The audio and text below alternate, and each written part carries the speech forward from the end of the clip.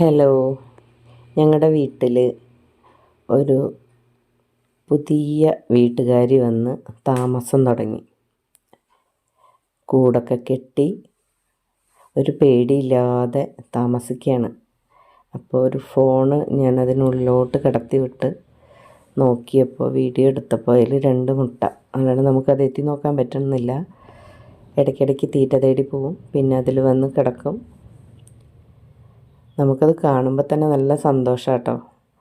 അപ്പോൾ അവരെ ഉപദ്രവിക്കാതെയാണ് ഞങ്ങൾ അങ്ങോട്ടും ഇങ്ങോട്ടും നടക്കുന്നത്. കാരണം നടക്കുന്നതിൻ്റെ അടുത്ത് തന്നെയാണ് അത് ഹാങ് ചെയ്ത് വെച്ചിരിക്കുന്നത്. മുഖം കാണുന്നുണ്ട്, വാലും കാണും, അങ്ങനെയാണ് കിടക്കുന്നത്.